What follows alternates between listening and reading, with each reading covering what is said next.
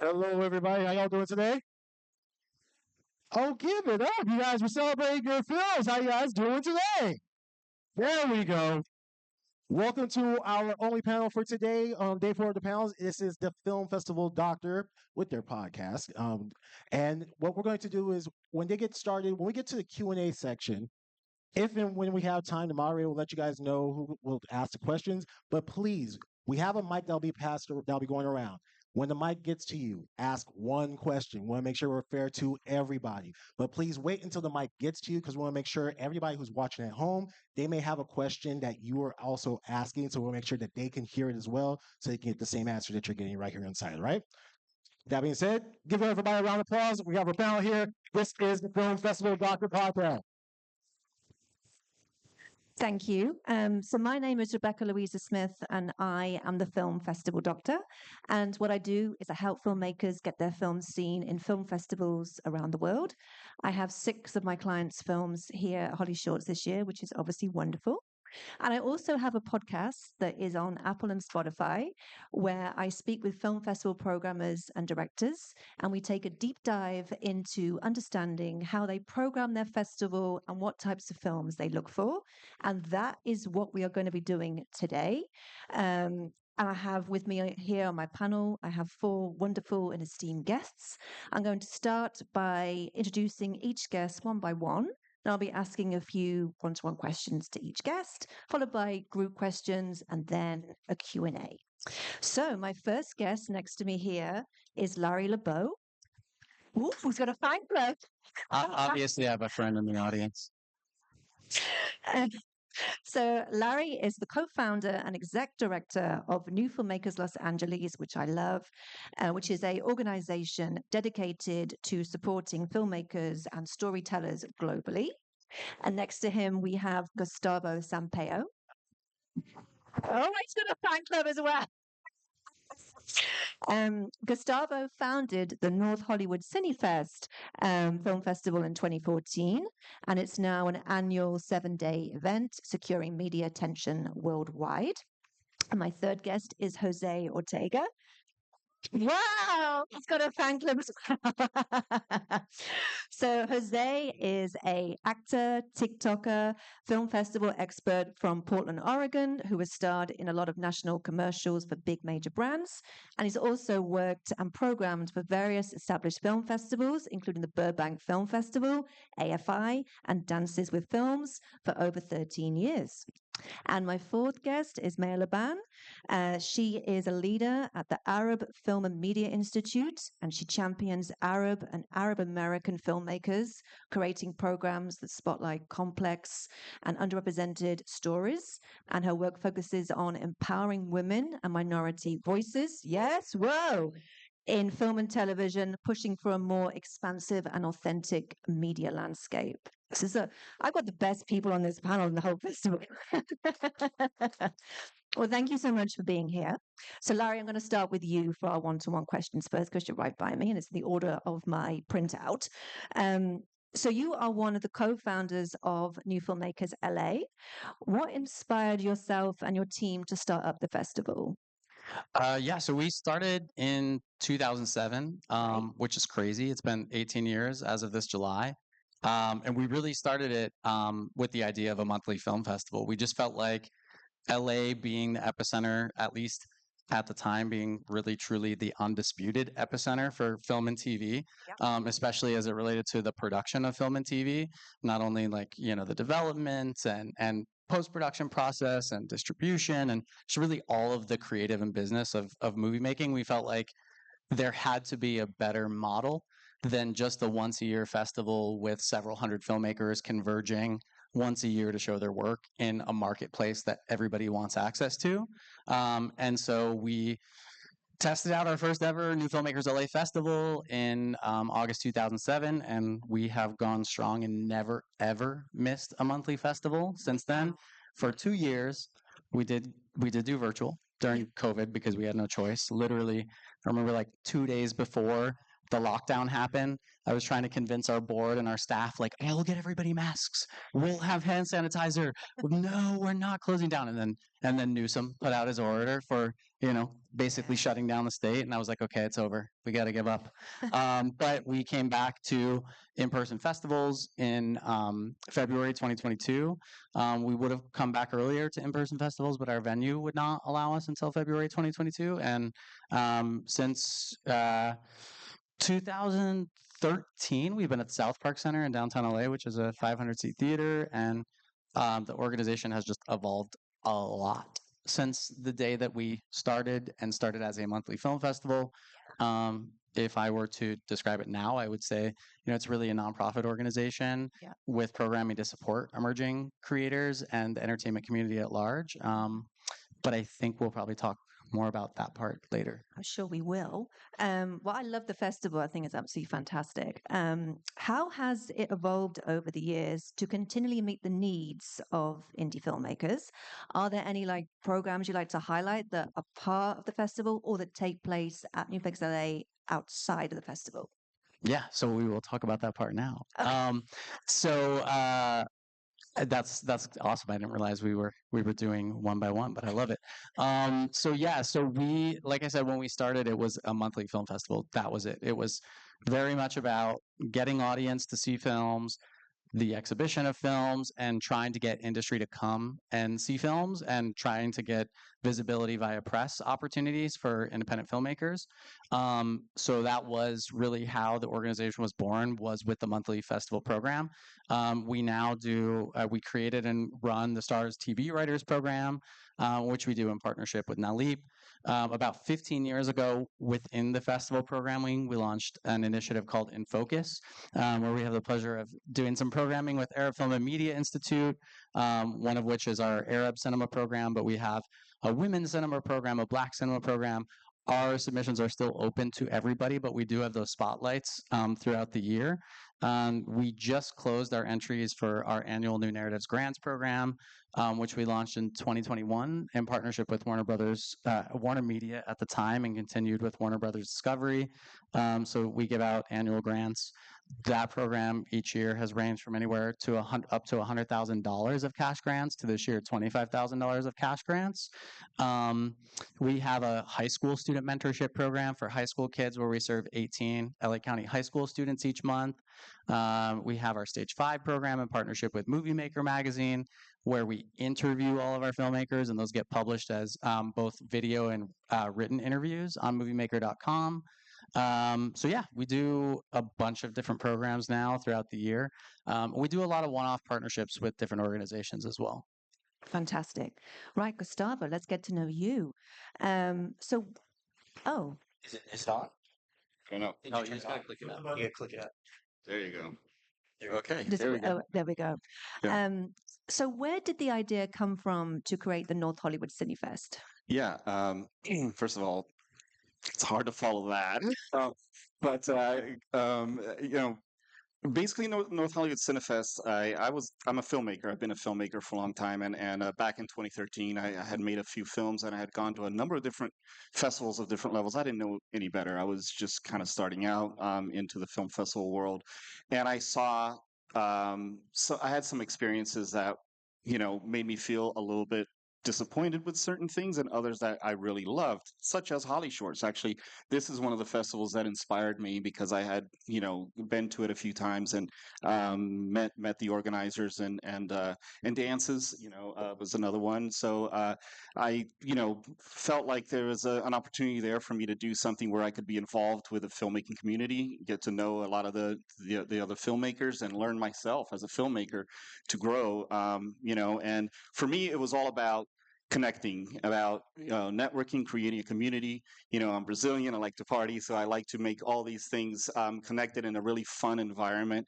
And for me, that was kind of the basis of it, and it's what really drove me to seek out, the things that, as a filmmaker, what is it that I would like to be a part of? What would make me feel excited about being part of an event? What would make me proud to know that I showed my film there?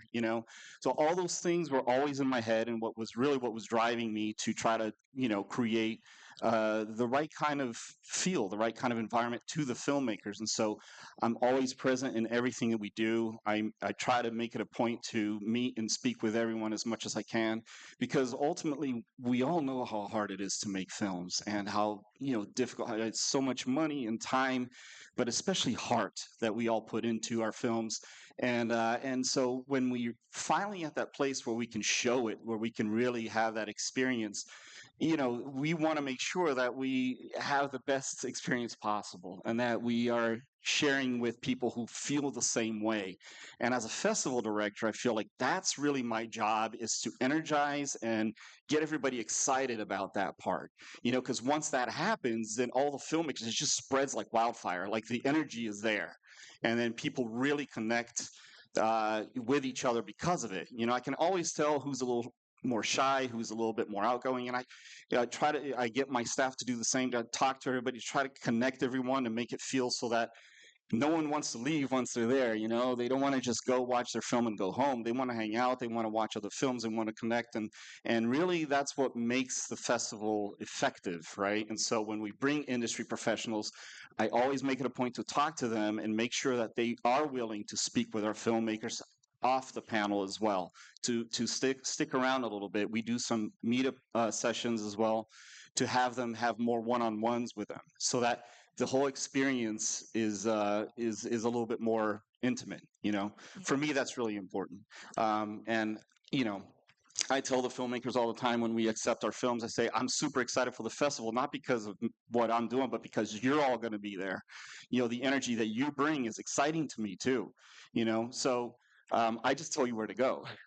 And so that's really what NoHo Cinefest was. The idea was just to create something where filmmakers can be proud to have been a part of. We're not trying to be Sundance. We're not trying to be Tribeca. We're trying to be the best version of NoHo Cinefest that we can be. And I think that the more people attend our festival, the more they get that. And so we get a lot of repeat people because of it. And the festival takes place this month. It's like literally around the Yes. corner. It's 28th to the 31st of August. Look down in theater in Glendale. Correct. Do you have anything special in store this year? I mean, we have 106 films between shorts and features. We have a couple of surprises we're still trying to nail down. That's not, I can't really announce yet, but we have a couple of really incredible panels. We're working with an organization called RiseFlix that promotes up-and-coming filmmakers. They have a incredible network of financiers, distributors, producers, and all that, and they bring them to these panel events that we do, not only as panelists but also as people in the audience. You may not know that they're there, but they are, and they're watching films. They're communicating with the filmmakers, and that's how the connections are made. We seek out those kind of opportunities, and we always also try to make things feel like they're very close to us. So during our awards night, we do a tribute to Helena Hutchins, who was a friend of mine, and it's something that makes it special for our event, that we don't announce, we don't publicize. It has nothing to do with promoting our event through her. It's more just to recognize that, and those are those kind of things to us are really important. Fantastic. Jose, let's get to know you. Sounds good. Did you start your career as an actor and then got into festival programming? Absolutely, yeah. Acting has always been my main objective. It still is. I was just shooting something a month and a half ago. I was in an action short. I got into the festival world originally via classes. So the organizer of some classes that I was taking sent out a big email to all of the members talking about the idea of volunteering for a film festival. And I had been at film festivals before as an actor in Portland, Oregon, my hometown, but I'd never considered, like working for one. And so I was like, oh, that sounds kind of cool. They made it sound interesting, like there was some benefits to it and an interesting experience. So that was basically how it started. I began volunteering and then had a good experience with them. I can't say the same about all film festivals. There are some who are not very respectful and actually talk down to you like you're less than they are, which is crazy because you're working for them for free. Right? But luckily, there were numerous who were very kind, and they'd give you things. Hey, here's some free movie tickets. Here's some lunch, things like that. And so, obviously, the ones that were like that were the ones that I continued to volunteer at and work for year after year.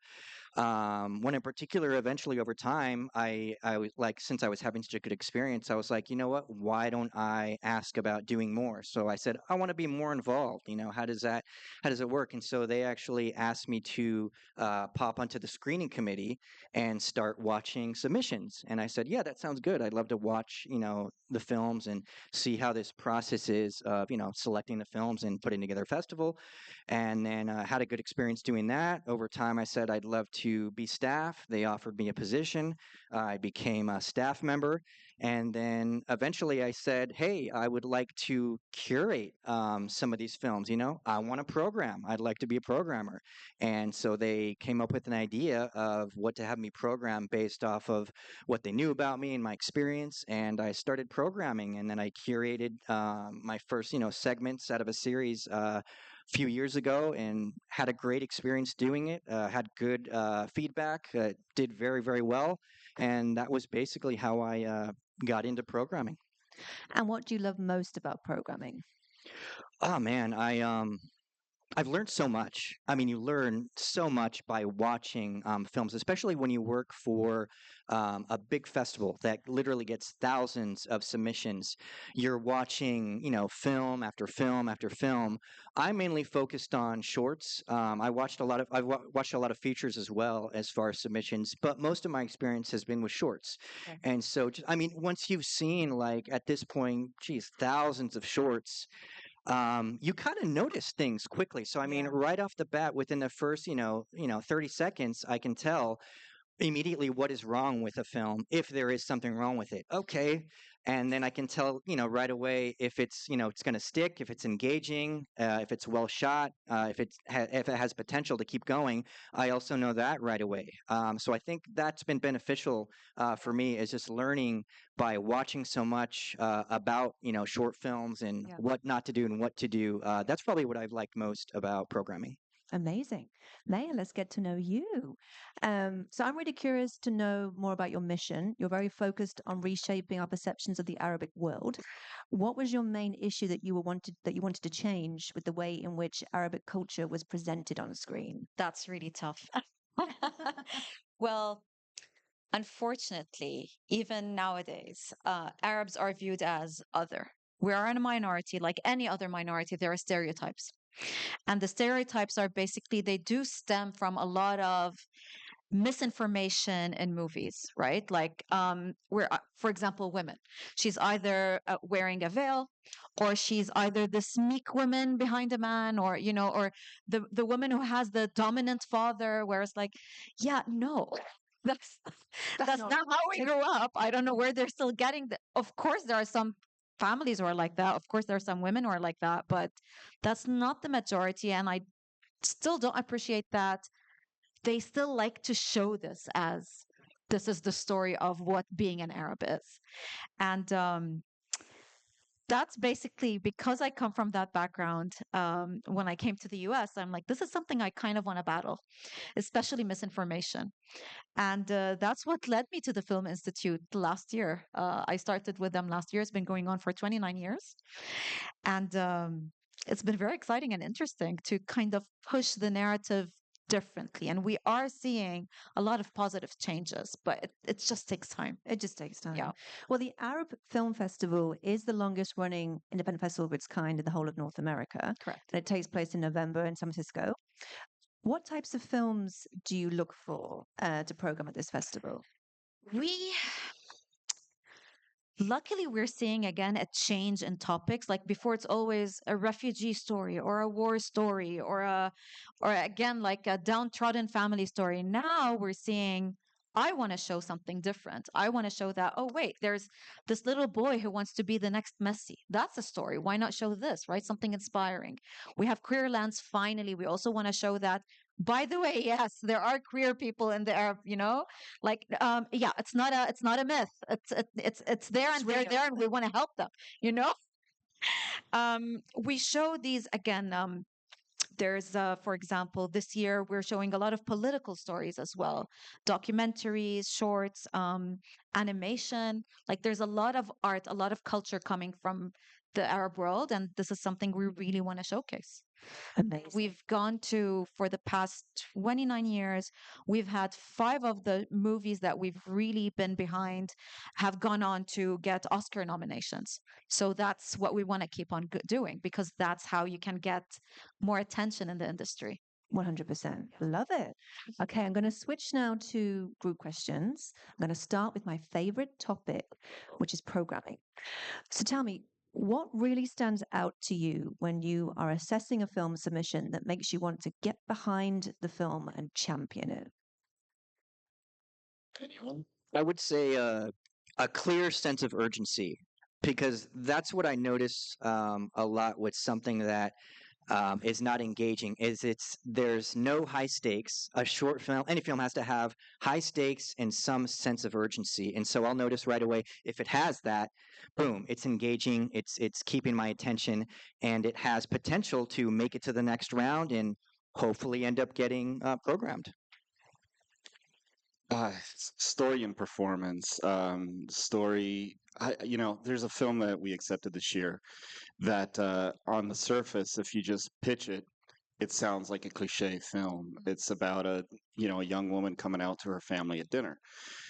But wow, is it good? And it's just the performances, the writing in it. It's so sharp and so well done. The performances are through the roof phenomenal, and it makes it original in its own way because of the way that it was executed, the way that the details of the story of the environment and all. I mean, beautifully shot. I mean, everything about the film was so perfectly done that it just makes it so incredibly memorable. I've watched it multiple times, in fact, because it's fun, it's entertaining, it's really really well done.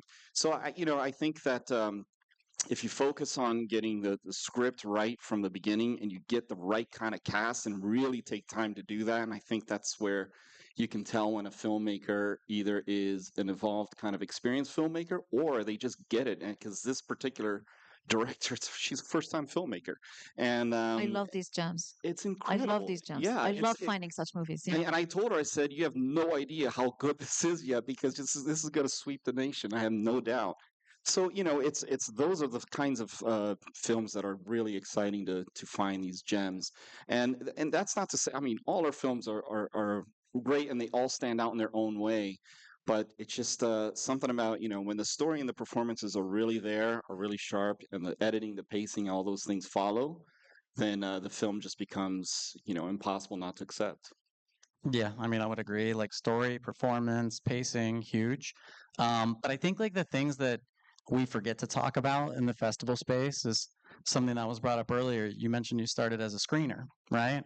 And so many times I think people just think about the programmers and they forget that most festivals also have a committee of people that are screening films before they potentially get filtered up to whoever is a programmer or the programmers of the festival. Um, and oftentimes, I think people get really upset when they don't get into a festival. But I think we all have to remember that everybody at the festival has taste. We're all human beings, right? And so, like, I, as the executive director and co founder of the festival, may fight for, I don't program the festival. We have a programming director, Boyana Sandik. I may fight for a film that I think is great by a filmmaker who I know, but ultimately that's her decision. And ultimately, it may not have even gotten up to her from the 15 or so people that we have on our screening committee. So I think it's like the conversations many of you guys would have with your friends after you go to the theater to see a movie. Some of you like the movie and some of you hate the movie. Some of you think a certain person's performance was amazing and the rest of you are like, oh, they didn't do it for me. Like, and it's just like, it's so true. But oftentimes, and rightfully so, as you mentioned, you know how much goes into making a film. It's like incredible perseverance that you guys go through making independent films. The money, the time, the effort, the energy, what comes after you even finish post-production, all of this, right? Knocking down doors to try to take the next leap in your career, to get an agent, to get into the system the way you might want to get into the system, to have financing become easier for your next project. And so I think that's why it's so disappointing when you don't get into a festival, but it also goes back to like kind of just researching festivals to make sure you're paying attention. Like even if you don't have a film, going to check out festivals, seeing what's playing at a festival, because it's critical and knowing maybe if what you've made is going to match kind of the taste that festival's team might seem to have. Personality, yeah, and for the programming, absolutely. Yeah. No, exactly the same. I mean, we look for these as I was telling you, like that gem of a story. Like this year I'm so excited. I saw this movie that has not gotten enough attention yet. It was showing at Tribeca. It's called Happy Birthday. It's Egyptian. She's a first time director. It was produced by Jamie Foxx, which really shocked me. And the movie to me, it's like a second Capernaum. I don't know if anyone has seen Capernaum here. It was an Oscar nominated Lebanese movie about this little boy who's trying to make ends meet for his family. And I'm like, oh my God, this is going to be the next Capernaum. I was so happy to see it. I'm so excited to show it. Another thing that I love to see at festivals, even in our festival, is the really well written, well thought out movie. It's so unique. It's so sometimes they like to produce these, like the typical superhero stuff or the typical story about a refugee. I'm like, done. That's not creative enough for me anymore. Give us a raw story. Give us something we haven't seen over and over and over again. This is something I personally really like. So, yeah. So when you get a dramatic short film submission, I obviously get loads of those, most popular genre. What's got to stand out in that to make you think this is really, really worth a slot when there's so many that get submitted? Does it go back to the story again, originality? Story and creativity, the way it's made, I think, and acting. Acting goes a long way. Otherwise, I'm not going to be grabbed by the story on its own. This is going to be a very bad response that people really may not like. But I agree, like, obviously mind blown when you see a movie that's just so very different. But like, we went and saw the original Jurassic Park at Hollywood Bowl on Saturday night, and I feel like I'm fine with like an amazing movie that's just craftily well made and well cast and well written. Like if I saw that again today, made again in that way, like I'd be very happy. So there's a filmmaker who's done very well on the festival circuit, Alberto Belli, who just made the new Dora movie for Paramount. That's what he wanted to do. He wanted to make blockbuster movies that were seen by wide audiences. And, I don't think there's anything wrong with that. Like, I think, sure, you can make like the art house films that we all also love, right? Like, you can make thoughtful, inventive movies like Anatomy of a Fall, or you can also make blockbuster movies that are good, and that should be fine too. Yeah, when it comes to drama and thrillers are very popular, and you can get a lot of stories that are very, very, very similar. So like every year we get about 8 thrillers, which it's like a young woman alone at home at night, We do too. and then she hears a noise, right? And that from that point on, it could be a bunch of stuff, whether it's spirit or someone breaking in or whatever. So we can't accept 8 films, with the same basic storyline. So we try to keep that in mind. And in dramas, a lot of times there are similar storylines that go through. So obviously, we're looking for those that are a different kind of storyline that doesn't feel quite as familiar, or and that feels original and different. Sometimes it could even be because of a cultural story or in a different kind of location. All these things add a different kind of flavor to it. But in essence, there are going to be a few stories that we might accept that are a little bit more familiar per se in a dramatic, script, but that have something special extra about them, whether it is a performance, whether it's a production value of some kind. Those things do make a difference in the end, especially in short films, because you have such a short amount of time that sometimes you almost rely on certain tropes or certain, whatever story structure so that people can identify as to what it is you're trying to tell. In feature films, you have a little bit more time. You can take the story in different directions that perhaps are a little bit more unpredictable. And so, I mean, we definitely get a few feature films that may start in a way that feel familiar and then take a completely different road, and that's what makes it really exciting and different and a standout, and those are the kind of films that sometimes will end up getting nominated and win awards. So Yeah, I would say to piggyback off of that, what he was saying earlier about like shorts or any film that has like kind of the same storyline, something that you've already seen a lot, obviously you want to try to avoid. I could think an example off the top of my head from a few years ago. We had this short called Yay, Blind Samurai Woman. And it was actually like a samurai short set in Japan. And how often do festivals get a samurai sword fighting short film submitted to Not their festival? much. Not very often, right? And so that alone is what stood out to me right away. They shot it in the Angeles forest, made it look really good. They had, they had a professional choreographer. Did very good, authentic sword fighting in it. In the film, it's about like this girl. So she's trained by her father in samurai sword fighting. What happens is some guy comes to take revenge. So some guy, her father killed some guy's father, and so then the guy goes and he's going to like take revenge, avenge his father's death, and he does. But then there's like a weird twist where the daughter, who's like almost blind, feels bad for the guy, and it turns out she has this like power where she can heal you with her hands. But the problem is, every time she heals, she loses a little bit more of her sight, so she becomes a little bit more blind when she uses this fantastic power of hers to heal. And I was like, it was just a very interesting, like unique type of a film that I had never seen before. And so just that alone, because of the story, the idea, and the fact that it was well cast and had like cool samurai sword fighting scenes, I was totally championing the film. I was like, this has got to get in. Like I was egging it on with even with the other programmers. I was like, you got to select this, and if you don't, I'm putting it in. Well, I'm going to put him in regardless. I'm going to add one thing actually. For the Arab Festival, we cover 22 different countries that are Arab speakers and international Arabs who are in France, who are in Brazil. So, and Chile recently, because there's one movie in mind. So I love to give them the opportunity, like from Sudan, they have great cinema there that is not really championed here in the US. And that's something I would like to also show. Like there's some from Sudan, some from Malawi, was it? Malawi?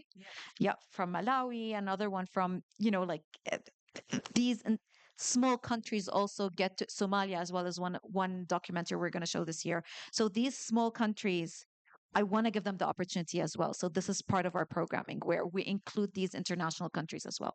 Amazing. Now, where do we stand on bad sound? Is that a deal breaker, or can you forgive bad sound when you're programming? Oh, that's a no from Jose. deal breaker. A deal breaker.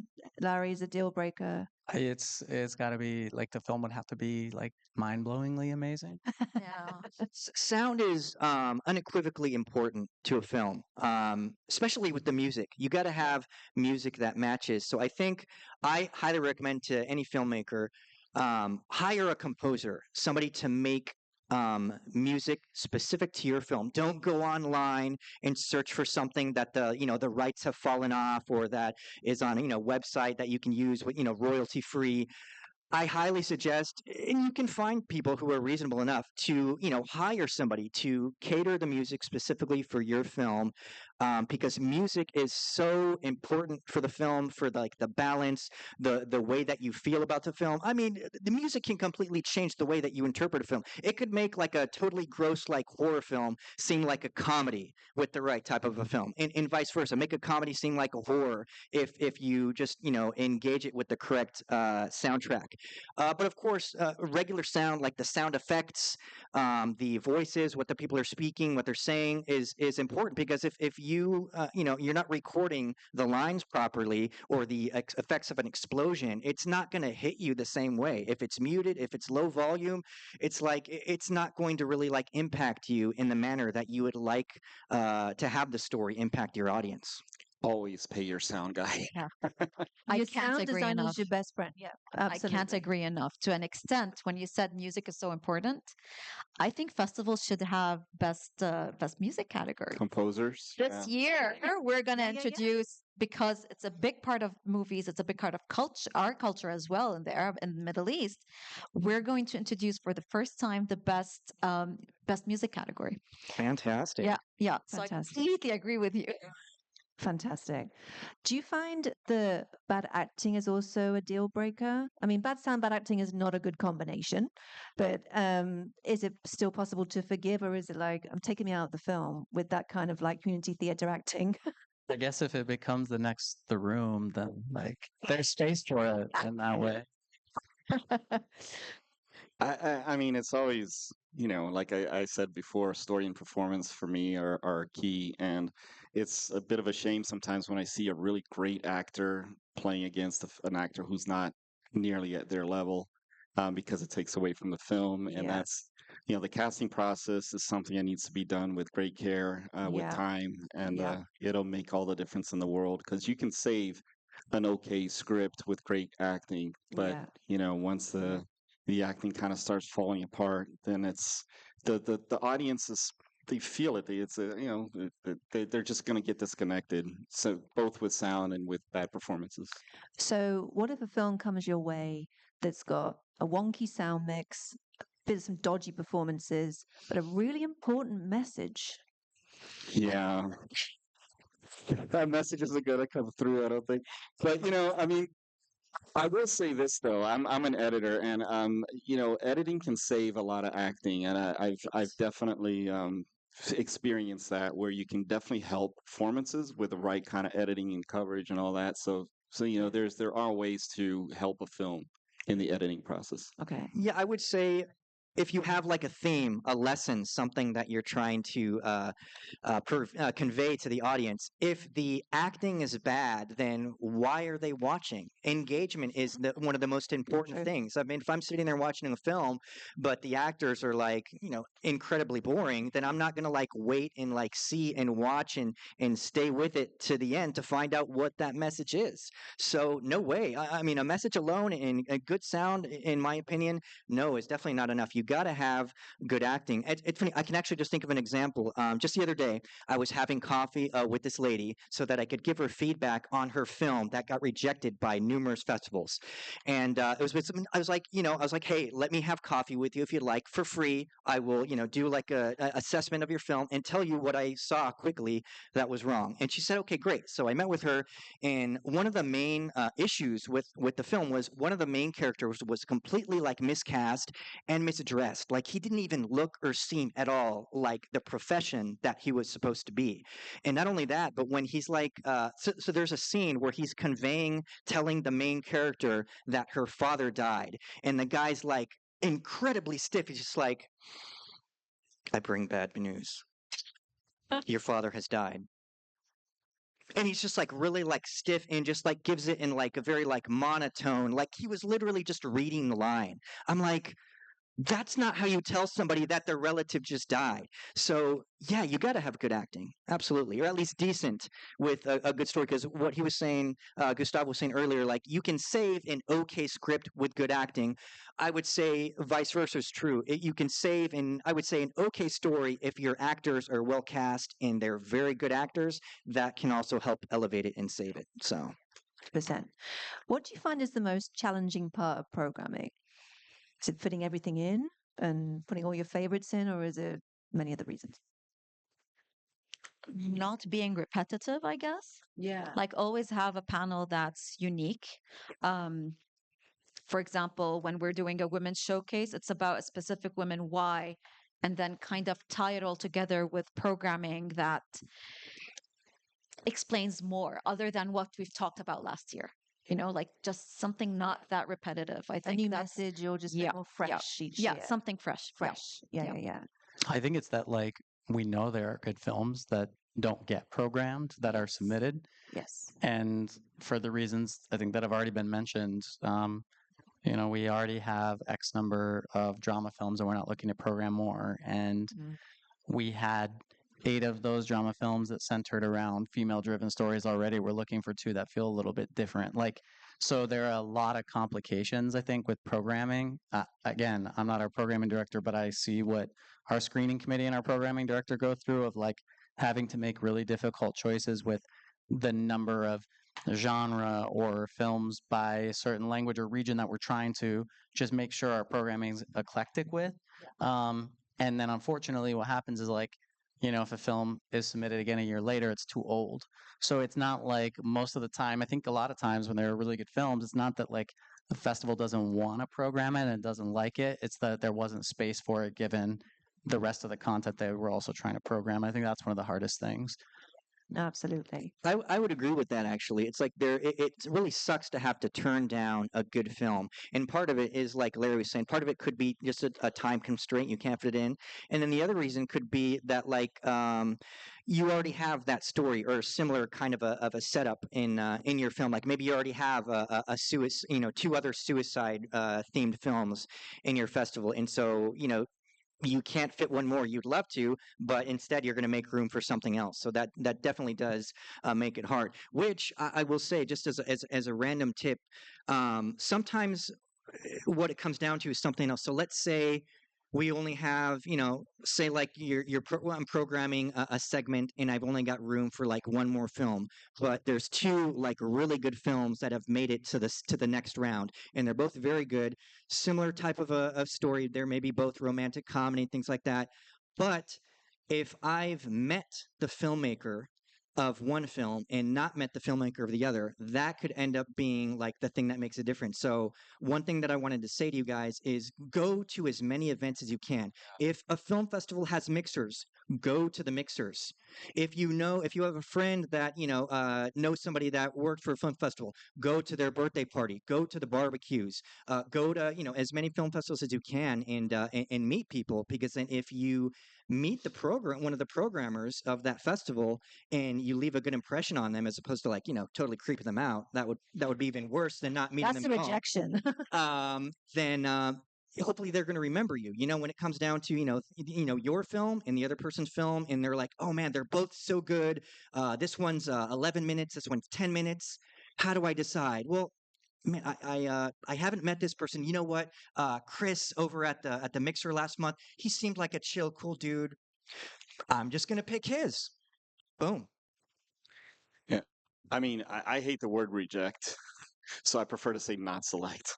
Yeah. But Rejection's a bit harsh. Or but it's something say like yeah. just wasn't the right fit. Right. Yeah. No, I mean, it's definitely we need to have a bit of a balance in terms of genre and things like that. I feel, I think diversity almost takes care of itself for me.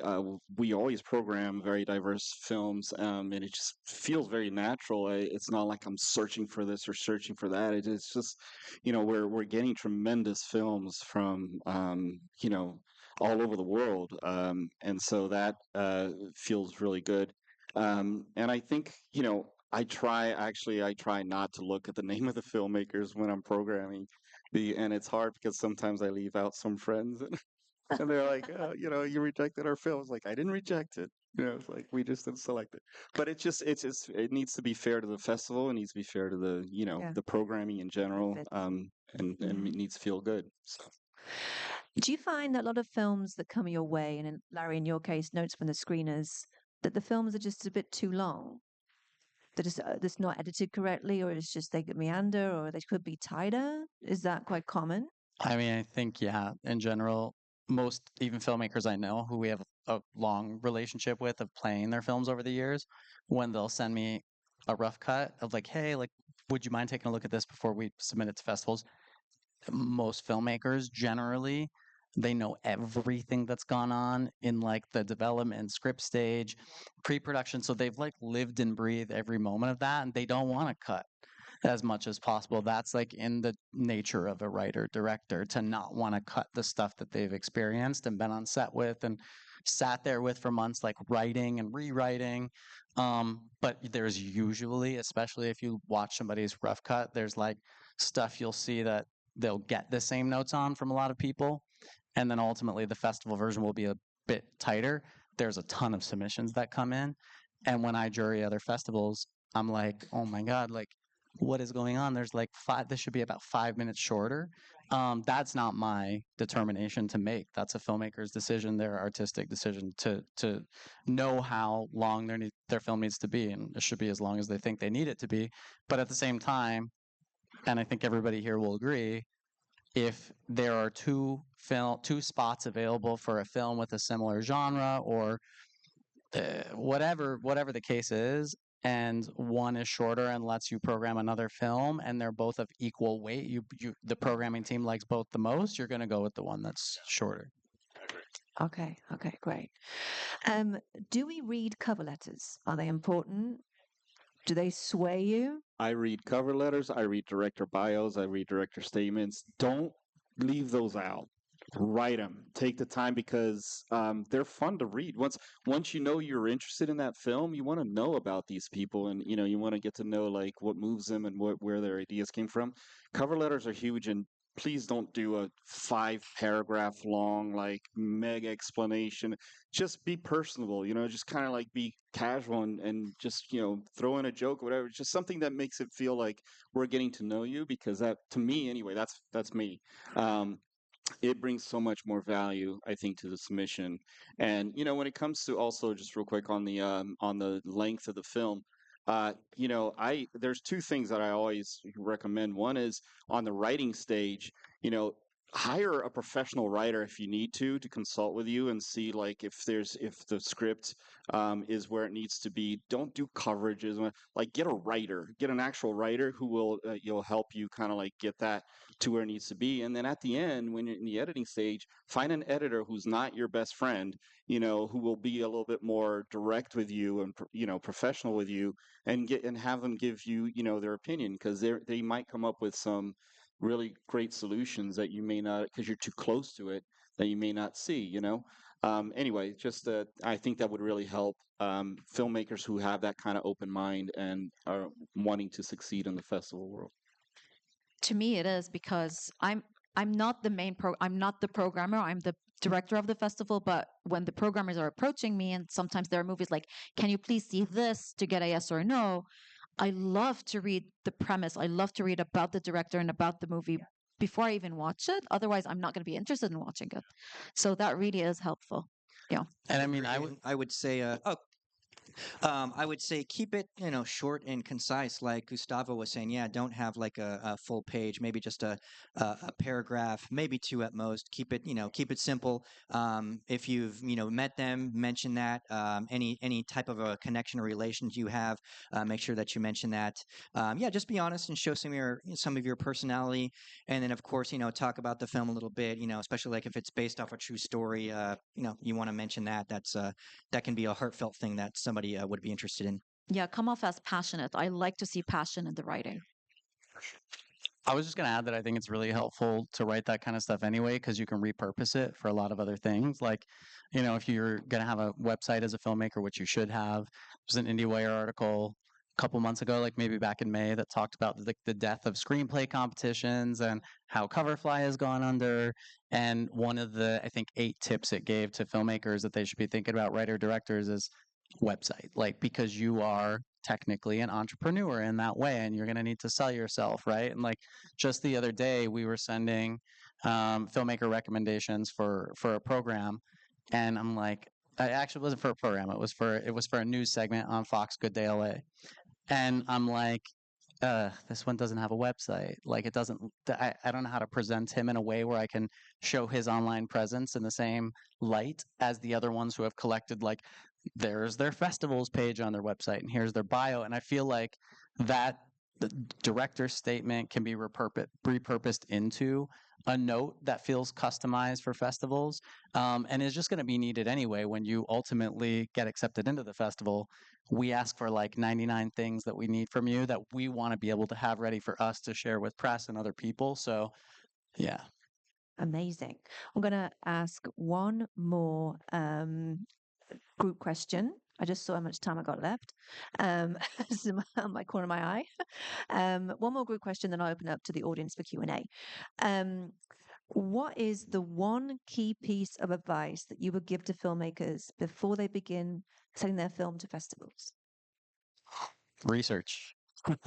I think you have to know what is your intention for going to festivals. Because if you're like submitting to a festival in Argentina and you're like, well, my whole objective was to like get an agent in Los Angeles for TV writing, probably that's not like the festival that you want to go to, or you're submitting. A lot of people make the mistake of just like submitting to a festival that just feels very wrong for their film. Like, for example, not to be so direct, but like somebody submitting like a drama film to a festival that's just very clearly like heavily horror or heavily comedy. So I just think like research, because everybody's already spending a lot of money to make their stuff. And then they're going to spend a lot of money to submit to the festivals, and most likely, most festivals you're going to go to, this one included, I don't think like covers your hotel and all of the kind of stuff you might have to do if you're traveling to a festival. So I just think like what do you want to get out of the festivals, and which ones are going to provide that to you is so important. And then it helps the festival too, because you don't want to go to a festival that doesn't have something you want and then complain because the festival didn't give you what you want, but you knew that the festival didn't provide that service. So I just think that's critical. Yeah, I mean, going along with research, I would say definitely, if there are festivals that you want to submit to that have, for example, premiere requirements, you should know what festivals those are and know what those premiere requirements are. Are they world premiere? Are they local premiere? And kind of like plan your submission according to that, because if you get into a festival and then the one that requires the premiere is not going to announce for another 2 weeks or a month, whatever, you might be in a situation where you have to decide on whether you're going to wait to find out if you get into that, or play with the one that accepted you. And it's a really kind of a uncomfortable position for you to be in, for the festival to have to deal with, because we need to know if we're going to program your film or not. And it's so that's one of the things, to make sure that you find that order. And then second is like, really ask yourself, why is it that you're prioritizing the festivals in the way that you are? Because, for example, everybody, dreams, I'm sure, of getting into the Sundances and Tribecas and Southwest and all that. But ask yourself, if you get into Sundance, if you get into Tribeca, what are you going to do with that laurel? Is it just going to go on your Instagram, or do you know how to plan, you know, um, the follow up, like how to really make that work for you as a filmmaker, as a professional? Because that is a really big deal. But if all you do is you show up, it might even feel like you're invited to a party where nobody really cares if you're there or not. Because of the fact that you weren't really prepared to handle that kind of attention. You're now among some of the biggest people in the industry, so it's really kind of knowing, also taking a hard look at your film and kind of knowing where it potentially fits in the world of festivals. It's hard to do when you're starting out, and that's where someone like Rebecca is so crucial, because she understands these things. And and attending festivals is the other way to go. Just actually being present in the festivals and understanding what kind of films are being played, what the quality of the films, of the storylines and all that, just having that knowledge. So the research is really key, but really planning so that you don't waste your money, right? I mean, you're going to submit a film to a festival that's going to announce their selections before the other one that requires a premiere. So now you're in that place where maybe you threw away $40 because you're going to wait for that premiere requirement festival. So anyway, yeah, that's what I would say. Speaking of money, yeah, I would submit early. The early deadline is always the cheapest way 100%. to go. So the farther away from the festival you could submit, the more money you're going to save. And of course, be willing to travel. So, like, if you're submitting to festivals in other countries, other cities, be aware, just in case, be ready in case they say yes and they accept you. Make sure that you have the money and the resources to, be able to travel and be present, because, yeah, you got to show up. A lot of festivals actually have that as a requirement, where, they need at least one person from the film to be present for the Q&A and represent their film. So, yeah, make sure that you're prepared to do that in case they say yes. So yeah, it's back to research basically. Like, know what language you're submitting in. I get a lot of Turkish. I get a lot of South Asian. It's like It's not going to fit. Nope, it's not going to fit. But they do pay, as you said, like $40 whenever they want to submit, or 25 when it's early.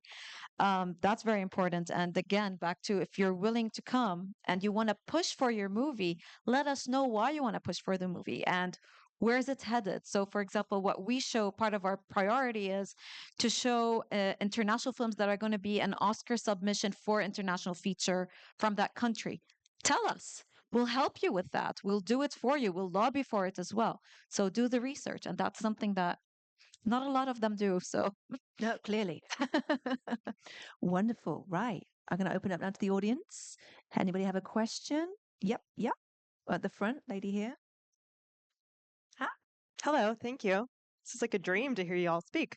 Okay, I'm going to ask kind of an annoying question, but it's the thing I get told the most about festivals is that you need to know someone. You guys haven't mentioned that once, so can you debunk that? in our case, you definitely don't need to know us. As long as it's a good movie, good reputation, it's been in other festivals, or again, something new, we never need to know anyone. Yeah, definitely not. You don't, I mean, it could be helpful as going back to what I was mentioning earlier. But no, it's definitely not a requirement. At the end of the day, the quality of the film, how good it is and how well executed it is what is going to get it in or not get it into the festival. So it's really about just the quality of the film, length, keep it under 15 minutes if you can. That's the key. Under 10 is even better. But yeah, just the quality of the film, how well done it is what's gonna get you, what's gonna win you over, because there'll be films that we see that are just really well and they actually like touch us. Like one that I programmed a few years ago was actually 23 minutes. It's too freaking long, but after like the 14-minute mark, it just kind of got me. It had like this scene with like a father and a daughter. It won me over. So I didn't know them, but really, it just comes down to the film, not necessarily whether you know somebody. I mean, I mentioned how I stopped looking at the producers' names or the directors' names because I want to make sure I try to keep an open minded. I want to see the film for what it is, and I definitely feel like the quality of the film is important. And to that note, I mean, if I were to accept a film just because I know them or because they're a friend or something like that, but the film isn't at the level of others, it's not going to help them. If we play their film in a block that has phenomenal films playing, and their film doesn't quite rise to that, it'll stand out in a way that's not going to help them, and it'll actually probably make them feel worse. So the festival directors have that job as well of really kind of protecting the quality overall of the festival, but also in mind of the experience of the filmmakers and the people who are there. I agree with everything that's been said, but I think it does help if you do have people advocating for you, just because, as we talked about earlier, maybe that film wouldn't have been seen by a more senior programming staff of the festival. Maybe it would have only been screened by the screening committee, and maybe it would have gotten nixed within that process and not gone up. For sure, that is the case with like the bigger festivals. Like, it's really hard to get into like a Sundance or a Tribeca if you don't have somebody lobbying for you, and that's the work that Rebecca does. And I'll say, like, as great of a relationship as we have, and Boyana, our programming director, knows you very well.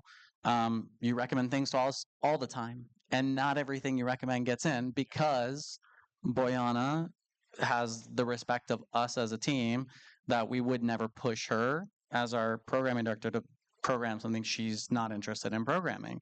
And she has that artistic integrity as our programming director. So as good of a relationship as we may have, like, not everything, but it does help to ensure that it's maybe in certain circumstances getting seen by the person who's ultimately making the decision versus maybe somebody lower that might not allow it to that stage. Yep. We have this lady here, then I'll come to you with the wonderful cap on with teeth. People keep asking me if it's from Attack the Block, and I'm like, no, it doesn't glow. I'm sorry. My question is about if a strategy is for a short film that's a proof of concept for a feature. What is the festival strategy for that? Is it about a film festival that has a market? Is it about winning awards at a smaller festival? Is it you got to get into one of the bigger ones just to get in? It's kind of a broad question, but I'd love to hear any advice. Thank you. I might just like chime into that and let everyone else piggyback. But when you say proof of concept film, first of all, the key thing is it needs to be a standalone short film and not like be a film that doesn't have an ending. There is the Proof Film Festival, which is purely for proof of concept short films. But you have to kind of figure out again at the beginning, can this POC fit into the festival? Can it help me get the film into a feature? They're the kind of key things to think about. But the most important thing with the POC, it needs to be a standalone short film. Otherwise, it's going to struggle to get programmed. So I open that up now to the rest of the panel. I think that's a little bit of a harder one, but you can do it. Like, for example, if you look at even on the list here at HollyShorts, right? Like the list of industry they're attending, you could ask for a list, or you could look through the website and see like, hey, is there a place that shows like what industry have been booked to do panels? You can kind of identify like, okay, how many of the people on that are production companies or in film finance or are distributors who might give a little bit of equity towards something up front that's not been shot yet, but there's a proof of concept for with a short. I think you just need to know that there's an industry presence of the type of industry that would be able to help you with that process. And I do think for as many as the 13,000 plus festivals that are on Film Freeway, I do think like the reading reviews part of it can be really helpful.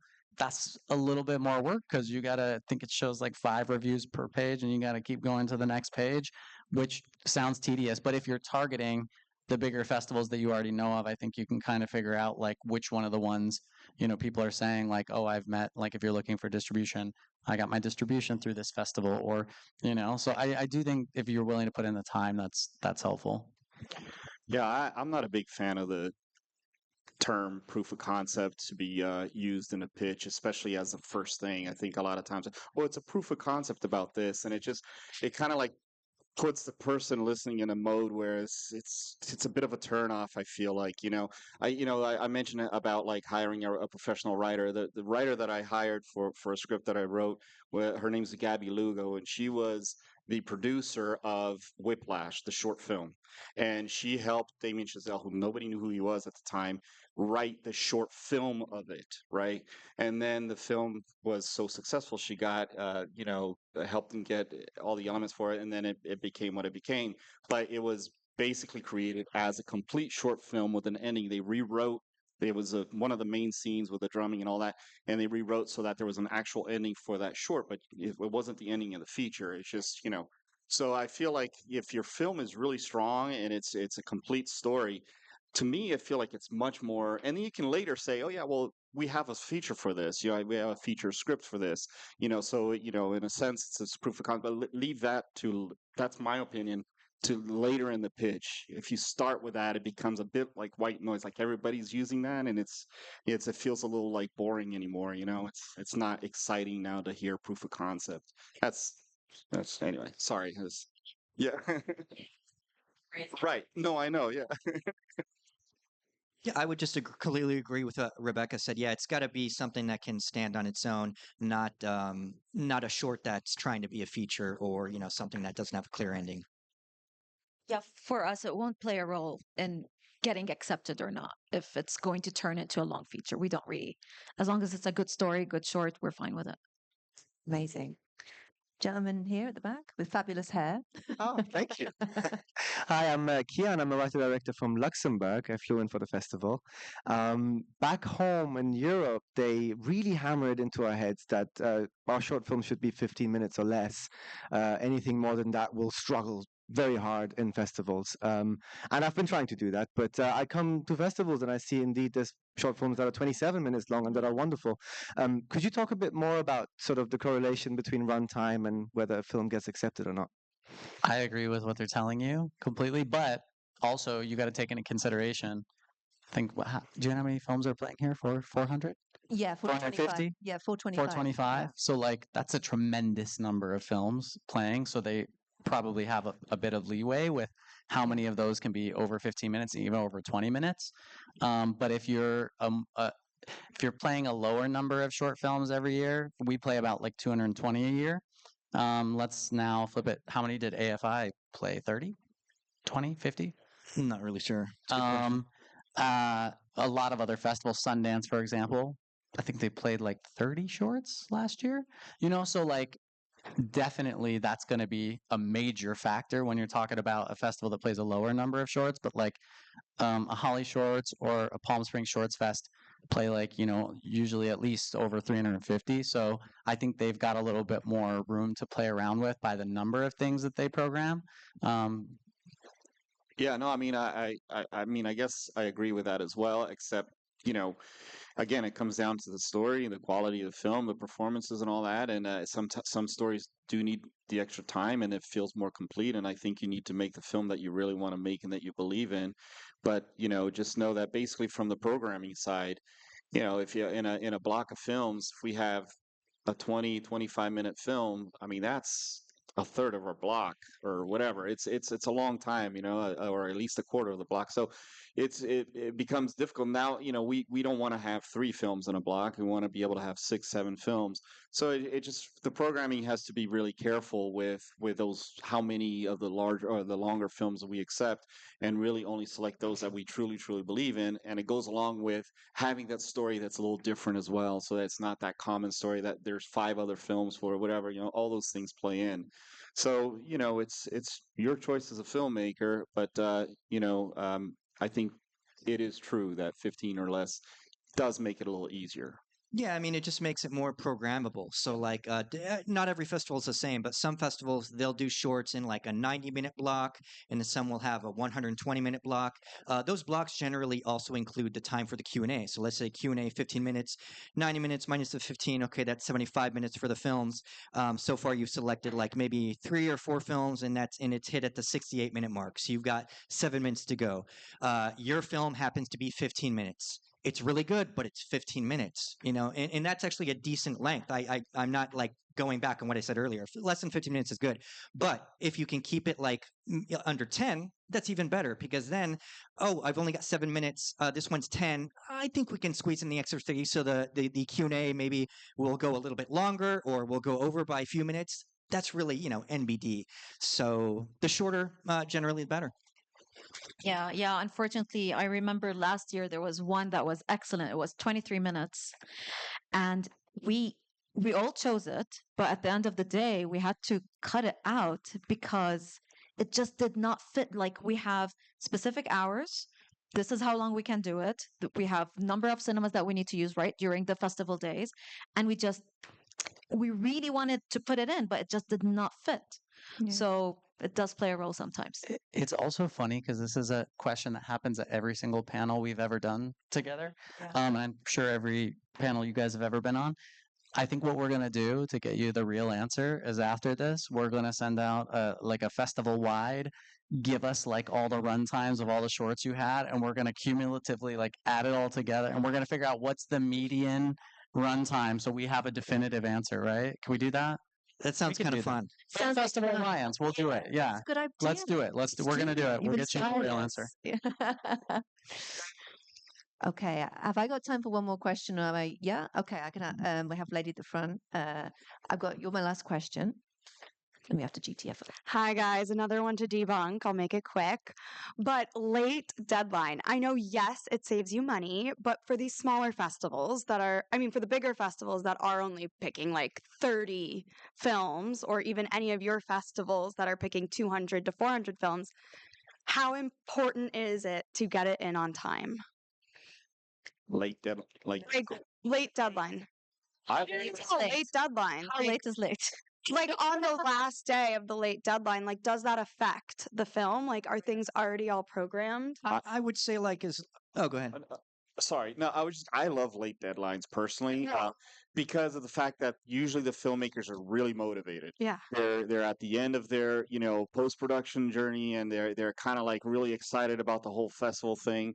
It probably increases the chance of it being a premiere, which, even though our festival doesn't require, but it's still exciting for our festival. And if it's a great film, then I never close our programming until like a week after our final deadline, whatever, because I want to give the chance for those late films coming through, because there could be a gem there that really becomes phenomenal, and we want to be able to have that. I mean, the thing that I think a lot of filmmakers don't get is like when we find a gem, I mean, we become fans of that filmmaker. Like we're excited to have the filmmaker come to the festival even more than a celebrity would, make us excited because the fact that the celebrities don't need us, but the filmmakers, we know we can have an impact on their journey.